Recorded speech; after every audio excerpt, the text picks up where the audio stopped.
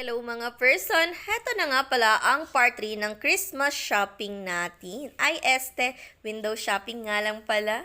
Katapos nga namin kumain sa Bonchon ay nagyayakag nga itong Ate Chelsea nyo na gusto niya daw magpunta sa may National Bookstore. Napadaan nga kami dito sa may Blue Magic ay talaga naman naggagandahan din ang mga teddy bears dito. Pag napapadaan niya ako dito sa Lola's Soap ay talaga naman ako curious ako dahil yung mga soap nga nila ay korteng pagkain pero sabon pala iyon. Maya-maya lang ay nakarating na nga kami dito sa may National Bookstore at tuwang-tuwa ang Ate Chelsea nyo. Napakaraming sale ng mga libro dito at napakamumura na nga.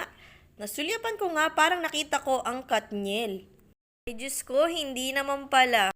Sa unang sulyap nga ay aakalain mong sila talagang dalawa yan. Sana nga ay makamove on agad sila para makamove on na rin agad ang buong mundo. Anyway, balik na nga tayo dito sa pag-iikot namin dito sa may National Bookstore at natutuwa rin talaga ako dahil napakaraming sales. Heto namang Ate Chelsea nyo, kaya naman pala nagyayakag dito sa may National Bookstore ay gusto lang bumili ng ballpen.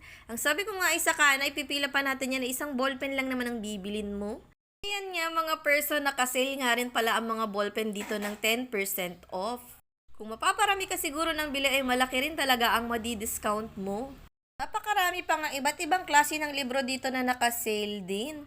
Bagay na bagay talagang magpunta at mamili dito yung mga mahilig sa librong kagaya ko. Char, hindi pala ako mahilig sa libro. Huwag ka nang magpanggap, Mami Nika, hindi ka mahilig magbasa.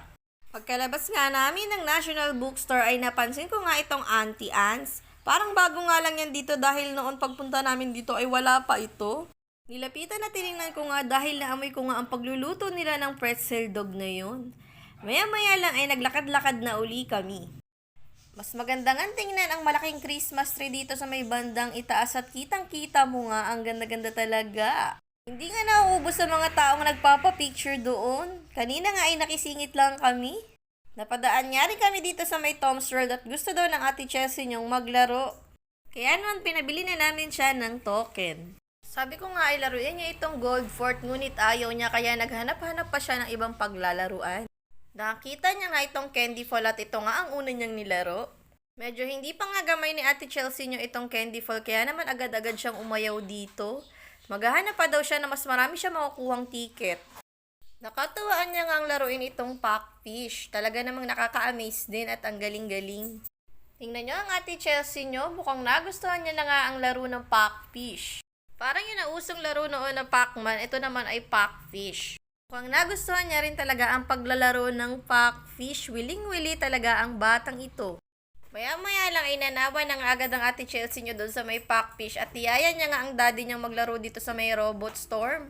Tuwang-tuwa at hiling-hili din naman talaga ang daddy Gerson nyo. Dito na sila nagtagal maglaro at halos maubos na nga nila ang binili nilang token dito sa may Robot Storm. Parang gusto ko nga ring subukan pero mas pinili ko na lang talagang mag-video para sa inyo. Hinayaan ko na nga muna maglaro yung mag-ama doon at nag-ikot-ikot na lang ako dito at nakita ko nga itong ang cute na mga papremyo. Di na rin ako nagtangkang subukan pang laruin yan dahil lagi naman akong fail doon. Maya lang ay nakita ko nga itong mag-ama nasa ibang area na naman pala naghahanap ng paglalaruan na nawa na agad siguro doon sa may Robot Storm. Hindi rin naman sila nagtagal doon sa huli nilang sinubukan kaya naman naghanap-hanap pa sila ng bagong paglalaruan. Heto na nga at pumwesto na ang Ate Chelsea nyo. Bumalik pala siya dito sa may Packfish at mga buwaya naman nga ang kalaban niya dito. Dito nga ay mas dumami na ang ticket niya kaya tuwang-tuwa siya at naaliw talaga siya dito sa may Packfish. Napakadali naman din kasing laruin ito. Siguro nga ay nagamay niya na to dahil galing na siya dito kanina. Maya-maya lang ay nanawa na nga rin ang Ate Chelsea nyo at kailangan na nga rin naming umalis dahil may hahanapin pa nga kaming sapatos ng Daddy Gerson nyo. Heto na nga at binibilang na ang mga nakuha niyang ticket. Ano nga kaya ang makukuha niyang premyo dito? Hindi naman kasi ganoon kadami pero pwede na rin dahil maaari na rin itong mapapalitan. At sakto nga dito sa ballpen, 3 ballpen pa ang nakuha niya doon sa mga napapalitan niya gamit ang ticket niya. Sakto nga ay gusto niyang bumili kanina ng ballpen yung pala ay makakakuha siya dito sa may Tom's World. Maya-maya lang ay bumaba na nga kami dito sa may SM dahil nga hanap pa kami ng sapatos ng Daddy Gerson nyo. Medyo mahirap nga kasing hanapin yung klase ng sapatos niya. Paggagamitan niya kasi yun sa isang event. Kaya naman hanggang dito na lamang. See you on part 4 ng ating Christmas shopping. Window shopping. Babu!